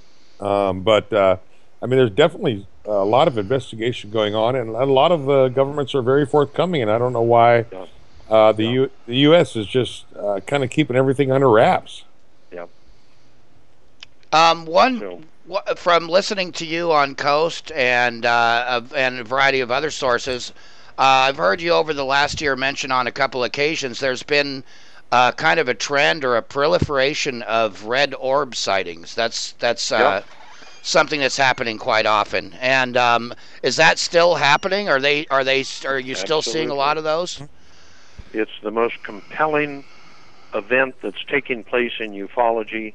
It started in earnest about the third or fourth week of May 2012, and it has not let up ever since. And if people want to know what I'm talking about, just go to our website and scroll down to my postings over the last 4 years or thereabouts, and they can see photographs. One in particular up over Arlington, Washington, exit 206, the Smoky Point exit, just north of Marysville. A very dramatic sighting of about a dozen or more red or orange fireballs. We have no idea what these objects are. I've been doing everything but tearing my hair out and talking until I'm blue in the face to wake people up. And I'm not sure the American people want to be awakened. They're in a deep, deep Ichabod Crane-like slumber. They're mesmerized by their television screens. They no longer read. They no longer care what's going on around them. And I'm trying my level best at my own expense to point out to them that something of extraordinary nature is taking place, and I think they're still asleep. Well, I think that the go-to explanation for that your, garden variety debunker is going to say is, oh, those are just Chinese lanterns. But these red orbs are not just floating in the wind. They're doing all sorts of erratic movements. They're maneuvering. Correct. And maneuvering in groups like they're in formation. Right. And not only that, but they're going against the wind. How does a Chinese lantern move against the prevailing winds at altitude? Exactly. And how does a Chinese lantern, as you correctly suggest, Tony, suddenly accelerate and streak over the horizon? Right. Yeah, it's just... I'm sorry, go ahead. I was just going to say we had 2 reports like that from Texas and from Arizona on Friday night. 2 nights ago, people estimated up to 40 in the cluster. Something of extraordinary nature is taking place, and the American people are not being apprised of it by their government. It's left to people like me. Well, how many of these? And if anybody thinks I'm a crackpot, I invite them to look at my resume. I've had positions of authority, really interesting jobs, and nobody's ever accused me of being a crackpot. And I'm getting some of the best UFO data, certainly second to none in the world today, and I say we're being visited. I was going to ask you that. Aren't you, by nature, you're a biologist, right? That's correct. A biologist and a translator and a businessman. Right. And used to try to make a living as a flight instructor, but that was a hopeless cause. So how many of these things do you think are actually extraterrestrial versus maybe possibly government craft or something that we're just not aware of yet? Let's lay the government conspiracy to rest. They're not government craft. The phenomenon goes back to the 1930s, goes back to the 1890s, it goes back to the 1860s, 1880s, and there are even some cave paintings that are 6,000 to 12,000 years old that are suggestive of sightings of disc-shaped objects apparently in the night sky, or in the sky anyway. I shouldn't say night sky. Everybody or even thinks in the Bible. Yeah. Or the Bible. That's correct. Yeah. Everybody, it's a knee-jerk reaction.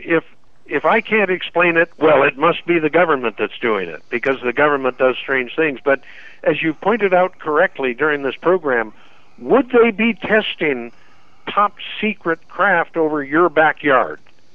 If they run out of oil, or if somebody disconnects the ignition switch, or something happens and it crashes in your backyard, there goes your backyard, but there goes the secrecy surrounding their program. They would test it over Area 51 or any of the large Air Force bases they have around the world. So these are not government craft. Everybody says, well, the SR-71 was mistaken for a UFO. No, it wasn't. It's just a very fast airplane with, excuse me, 2 wings and 3 landing gears, and it has a cockpit and a canopy. Any individual with an IQ over 60 would look at that for the first time and say, yeah, that's an airplane. Right. They wouldn't say, oh, it's an alien spaceship from the Pleiades. So yeah, it is a very cool airplane, though. Yeah, I love looking at the old videos of the SR-71. My golly, what a magnificent project that was. Sure was. And I would say, though, that probably when, the B-1 or the B-2, and then the F-117, the stealth fighter and the stealth bomber, yeah, I could see those eliciting some reports. But they're very loud. Yeah, exactly. And then after that all got out in the open too, everybody could see. Although that's another very, very common, commonly cited object, especially in, say, the last decade, is very, very large triangular craft. Yeah. In fact, it turns out, and a very nice book was written by a friend of mine. His name is David Marler. He's been on Coast to Coast. He's a meticulous researcher, very nice guy, and it was his observation, it was his opinion that most reports were not of saucers or discs, but rather of triangular craft, triangles. And lo and behold, he's correct. If you look at our data, most of the unexplained craft that are reported to the National UFO Reporting Center, about 2/3 of them, are triangular. People call them boomerangs or things like that, but essentially triangular in body format. So it's surely by dint of fortune that, or maybe misfortune, that we call them flying saucers. What we should be calling them is flying triangles. Well, like the Phoenix Lights, for instance. Yeah, that was a wedge-shaped craft, and I believe the Stevensville craft was as well. Well, there's something out there. And, Wade and I, we both have a genuine interest in this. And again, Peter, thanks so much for spending some time with us tonight. It's just so wonderful to get to talk to you and get to talk about all this. Now, you've been collecting a tremendous amount of data for years and years now. And I imagine through that, there's got to be certain patterns that emerge, or certain... I mean, just from you having a 50,000-foot view of everything, is there anything in particular that you're seeing that's some kind of pattern or trend? I mean, we were just talking about the red orbs and the triangles, but are there certain things that without seeing that much data wouldn't necessarily emerge, but it's like, oh wow, these things, like. Is there a certain type of day or a certain like longitude or latitude that they favor? Or I do have some impressions on that. And it appears to me that the sightings of these things we call UFOs are becoming more commonplace, and the objects are showing themselves more overtly than used to be the case even 5 years ago. Daylight sightings of clusters up to 50, or as I mentioned for that Arizona Highway Patrol officer, and back on the 28th of September 2013, 150 objects, orange objects. They were seen, there was a very dramatic sighting over the Super Bowl a year and a half ago in Phoenix.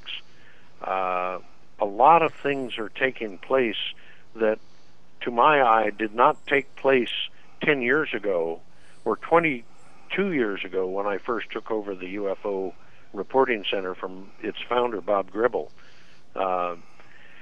It's just very shocking to me that these things can be taking place, and as you correctly point out, why aren't they being addressed in the press? It's bizarre. And there is one of the things I'd like to address just briefly in closing minutes here is the issue of hotspots. A lot of people think they're hotspots, like they're magnets that draw in UFOs. To the best of my knowledge, that's not the case. If you look at the data on our website, ufocenter.com, you'll quickly see that there are thousands, tens of thousands of cities where UFOs have been sighted, allegedly, and reported from. But there's one exception to that, and this is South Carolina, specifically the city of Myrtle Beach or North Myrtle Beach or Pawleys Island in South Carolina. It's the easternmost part of South Carolina. Why there have been so many reports of red, orange, yellow, amber, and gold lights, and clusters of them in that area of the country, I have no idea. But I wrote an article for the MUFON Journal, the UFO Journal, published by MUFON every month, about this subject, and people can see the data with their own eyes by going to our website and just looking at the data for South Carolina. It's really an eye-opener. Is that real recent? It's been going on for 4 or 5 years. Wow. I've done many radio programs. I've written articles. I've talked about it. I've done everything I can to awaken people to it, but people are still not aware of that fact. But all they have to do is go to UFOcenter.com, go to the report database, sort the cases by state, look at South Carolina, and they'll see what I'm talking about quickly. It doesn't take but a few seconds to get there. So in closing, I mean, I've listening to you for decades now. Yep.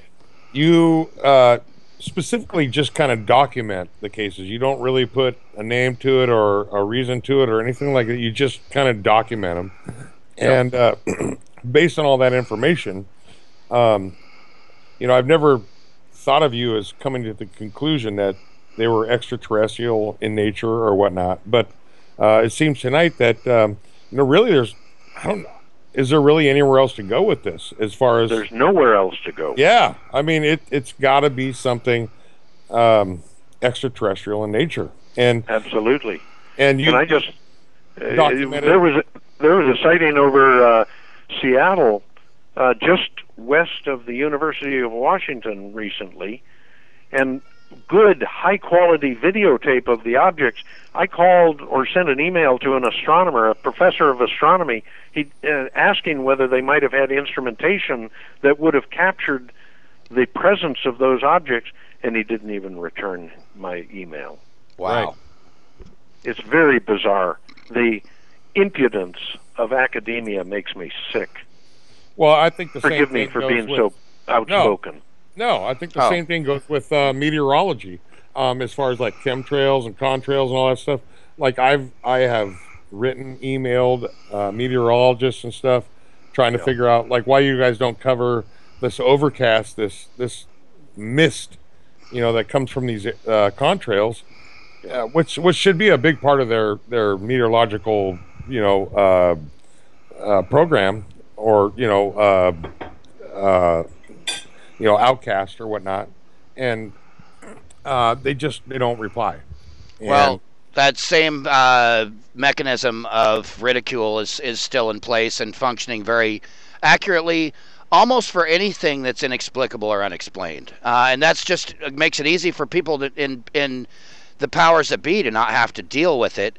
If everybody's going to be a laughingstock for bringing it up, then they just are like, oh yeah, you're crazy too. But I will say this. I would venture to say that this, like you said, there's more and more sightings now than there have been, and they're coming in all the time. That has to partially be to do with the fact that more people are paying attention or looking for them, and also willing to report them. And I think the fact that Hillary Clinton, on numerous occasions now, has used saying that she's going to get to the bottom of the subject as actually a campaign issue, like that's something that we're all been told, oh yeah, the government doesn't, they don't believe in any of that, it's all just a bunch of crap as far as they're concerned, and blah blah blah. But yet she's coming out and trying to use that as a vehicle to get more votes, and to me that's kind of telling. Bill Clinton said the same thing. Yeah. Well, as we wrap up this program, I'll just say that it is possible that the people in our government know fully well that something is going to happen in our future, and they are preparing us slowly but inexorably, and psychologically for the event. Hillary Clinton has known about the UFO phenomenon, I'm sure, for decades. In fact, I have reason to believe, and I think I alluded to this in my message to you gentlemen earlier this afternoon, I have reason to believe that her husband was injured as the indirect result of the Phoenix Lights. The Phoenix Lights occurred within seconds or minutes of President Clinton injuring the ligaments of his knee, allegedly, while he was spending the night down at the home of Greg Norman. The president, on the 13th of March, 97, had flown down to Florida to go golfing with Greg Norman. And he was spending the night at Greg Norman's home, and that's the night he injured his knee so badly, it is alleged, that he had to be spirited back to Washington, D.C. to have surgery performed to restore the ligaments. Three things happened that night. Three things happened. The Phoenix Lights event, the intercept, which included a Defense Condition 3 declaration, and the injury of the President of the United States. That's too much coincidence for me to accept as unrelated events. Wow. So I suspect, in fact, if people want to test my theory, go to the March 15th, 1997 front page of the New York Times, and you'll see the President of the United States lying in a hospital bed with his wife sitting beside him. Are we to believe that the President could have been injured when he was being raced to a waiting vehicle to get him to a secure location where he could oversee the defense of the United States or the globe? He is injured in the course of that taking place, and he would not share that with his wife? I find that hard to believe. Right. I think she knows fully well about the UFOs, and she's pandering for votes. Well, he's been on late night talk shows and stuff, and has been asked about some of that stuff, and they joke around about it, beat around the bush, but yet everybody knows they've tried to look into that subject, and a lot of times they say, yeah, I've looked into it, and there's nothing to it. But then why would they look into it if they were, you know what I mean? Like, if it wasn't important, why would they not look into it? Yeah. Or Area 51. Jimmy Carter was also very famous for his UFO sightings and trying to divulge some of that information, and it just kind of just goes nowhere. Yeah. Yeah. Well, I think the presidents know fully well the U.S. Navy space surveillance system must have been picking up UFOs daily. Mm-hmm. And I'm sure they would be reporting those to their senior commanders, and any senior commander who wants another star on his shoulder, if he doesn't tell the commander-in-chief about an intercept of a 150-foot diameter disc, probably could expect to be ushered out of his job very quickly. Well, I think it's kind of a testimony, though. I don't think that the commander-in-chief or the president really get all the information that they desire. I think a lot of that stuff is kind of compartmentalized, and just it's the who's who gets to know that kind of information. So. Yep. Well, Peter, thank you so very, very much for joining us this evening. I've had a wonderful time, and Wade, I'm sure you have too, right? Absolutely. Yes, and it's been enjoyable, gentlemen, and it's probably the most important scientific question that's ever confronted man.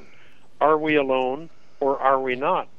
And I think I've, over the last 22 years, collected data that strongly suggests, it may not prove anything, but it strongly suggests that we are not alone and that we are being visited routinely. And if there are anyone among our audience tonight who've had UFO sightings, my strong suggestion, my invitation to them is don't think about them, don't talk about them. Write them down and submit them as formal written statements using our online report form, so the data is preserved and so it can be shared with the American public. Indeed. And again, if you don't feel comfortable about putting your name on it and you're worried about your reputation or your job, you can submit anonymously. However, I'm sure if you'd like to put your name and some contact information, and if you had a really interesting sighting, I'm sure Peter would probably like to follow up with you. I would indeed. So, well, it's been fun, gentlemen, and I'm indebted to you for the invitation to appear on your program tonight. It's really it's high honor to get an invitation like this and to be called and said, and to be told that people are actually interested in what I do. That's about the only thing that keeps me moving forward in this job. Very much so, and from the bottom of my heart, thank you for everything that you do, because I think it's a vital and very important job that you're doing. And I've spent many hours on your website reading testimonials and sightings, and can't thank you enough for everything you do, Peter. You're an awesome guy. Thank you so much, and I'm really pleased to have an opportunity to share it for an hour or so with people who might be interested in that subject. So thanks to you, gentlemen, and I tip my hat in your direction. Thank you so much, Peter. All right, have Peter. A good evening, gentlemen. Have a wonderful evening. Bye-bye. Thank you. Bye. Well, geez, Wade, how cool is that? Oh my God, I'm just like reeling right now. I know. Man, I could have gone on for hours. Well, literally, like for hours and hours and hours. Hopefully, Yeah. He had a nice enough time that maybe he'll come back and join us again sometime. I sure hope so. Yeah. So we'd just like to thank once again Peter Davenport. Again, everyone. He is the director of the National UFO Reporting Center. You can go to just simply UFOcenter.com. And you not only, even if you don't have a report, there is a wealth of great UFO sightings and stories, encounters of all shapes and sizes, going back for years and years and years. Even if you're not a believer in the subject, or you think that it's just far-fetched and whatever else, I encourage you to go have a look at the data yourself. And then a lot of those reports come from highly qualified sources, as he mentioned earlier.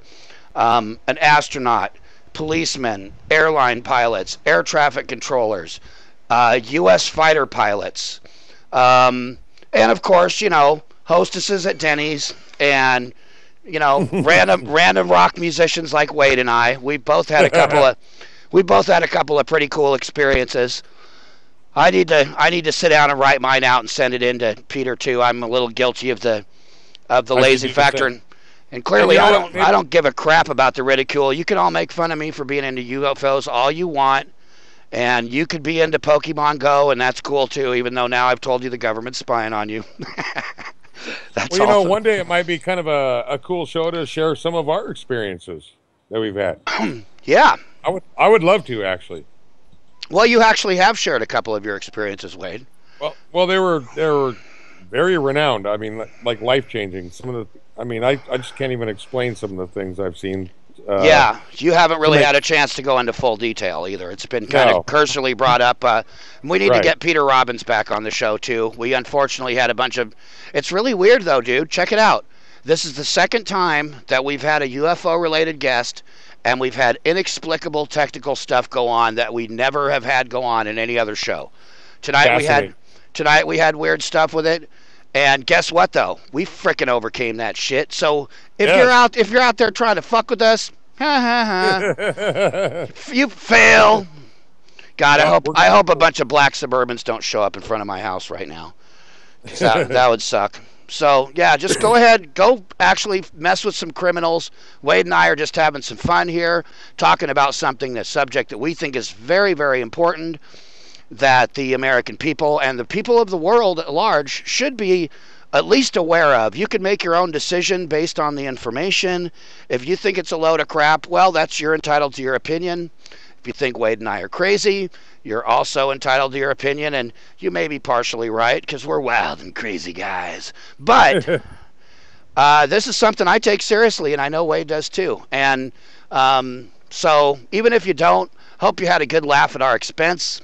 For those of you who found tonight's show fascinating and interesting, please let us know, and we will get more content along these lines out to you guys. But Peter Davenport is a very smart, very level-headed, and a guy who's been doing this.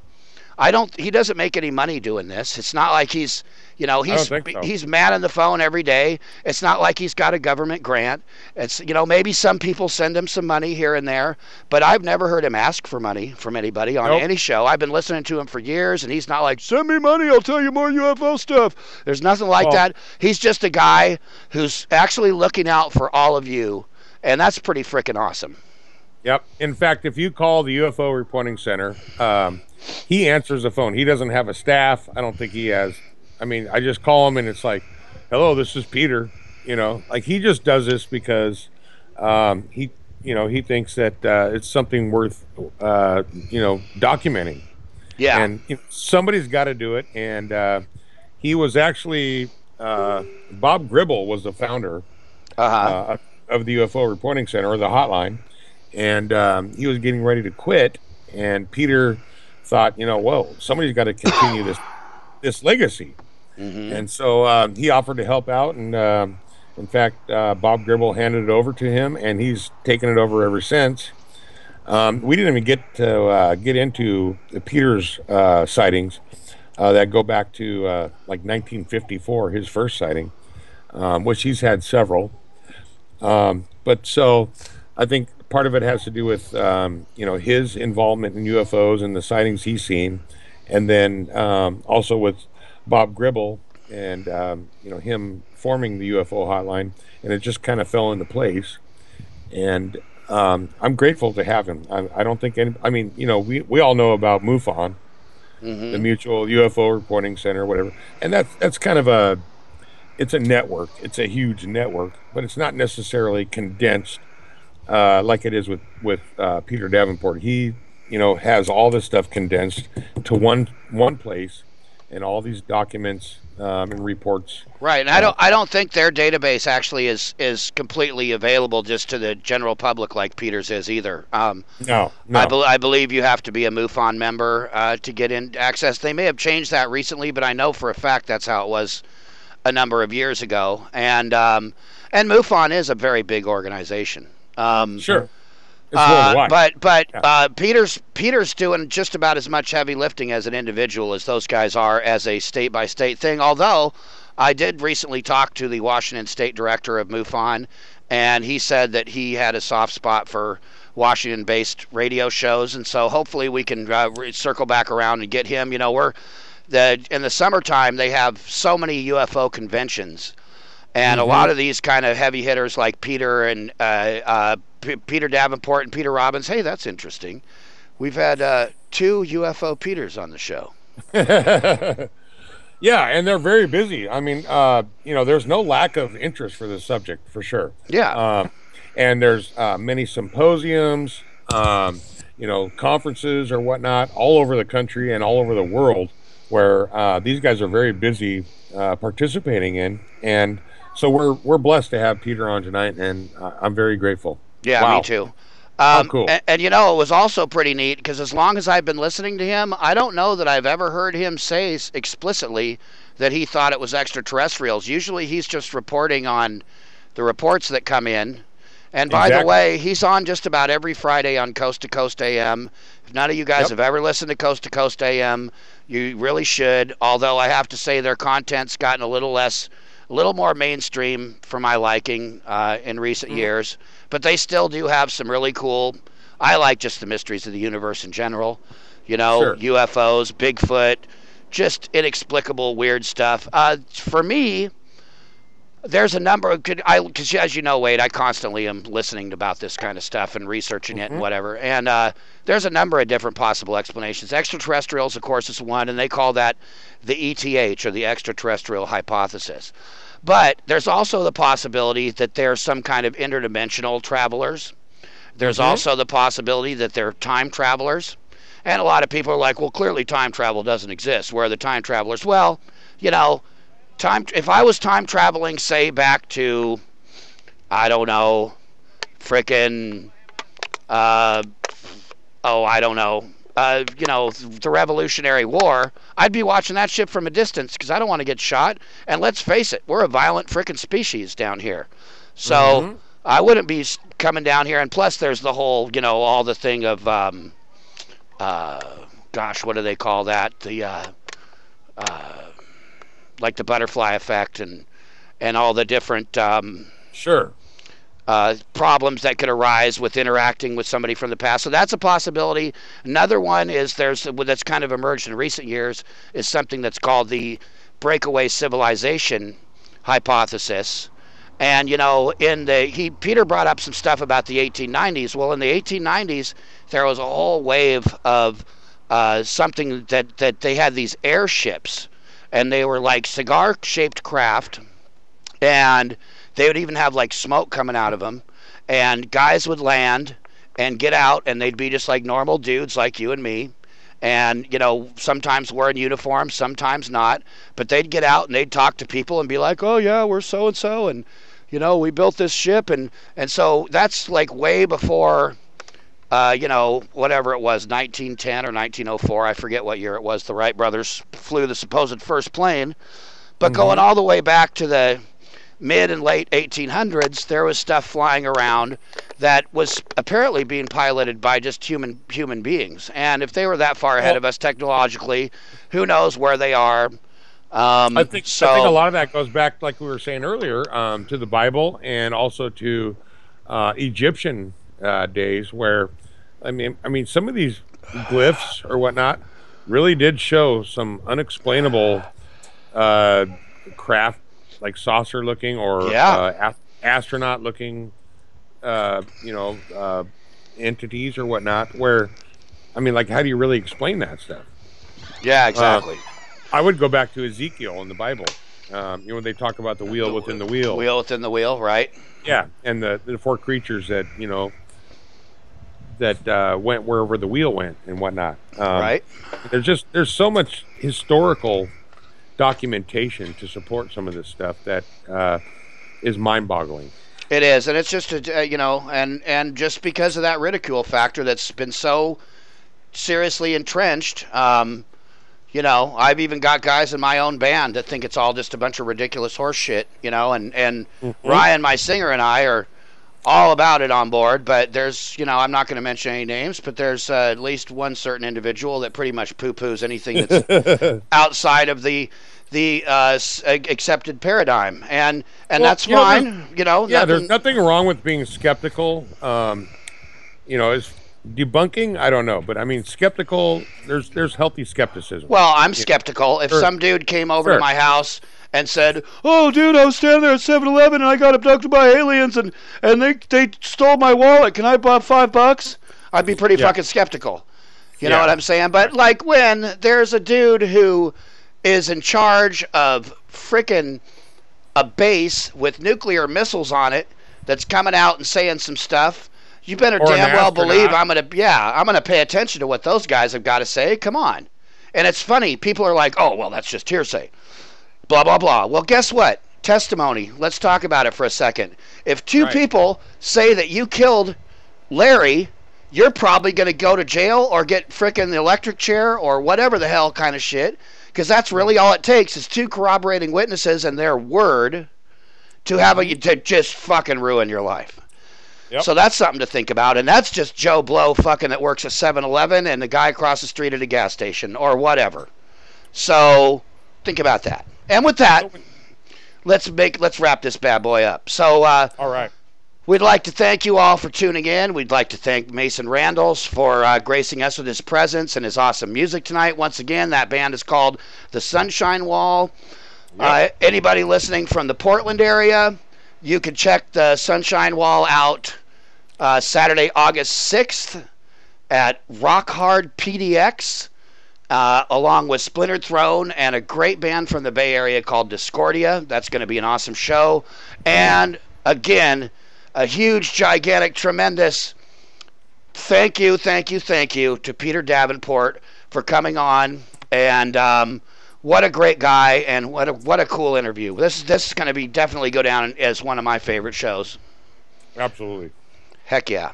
And so Wade, I can't either. And dude, big props to you. You're the man that made it happen. You called him up. I just still remember back like months ago when you said, I talked to Peter Davenport. He said he might be on our show. I was like, no way! Whoa! And we just did it. I actually almost fangirled out in the middle of the interview. I was like, Wade, we're talking to Peter Davenport right now. Oh my God. I had to frickin' quell that. But anyways. Well, he certainly is a great guy, and I mean, he means everything he says. He's astute at what he does. And again, I was surprised that he even said that he thought we were being visited by aliens, because he's always been so just documentary, right, in his approach, right, and based on all his research, it doesn't surprise me that he came to that realization. Hey, man, I'll tell you what, he has 1,000 times or 20,000 times the information you or I do. And I don't know if it's extraterrestrials or what it is, but I know damn well for sure by personal experience there is some weird shit flying around in our skies, and I'd like to know what the hell it is. In the meantime, I will continue enjoying hearing about it, thinking about it, and having late night conversations about it, online or offline, with my buddy Wade. Indeed. Yep. Thank you, brother. Yes, sir. Great show. Yes, indeed. All right. Thanks, everybody. We love you. We'll see you soon. We'll be back next Sunday night with another turbid episode of The Wade Northwest. The Wade Northwest. The Wave Northwest, right here on Digital Revolution Radio. See you next time.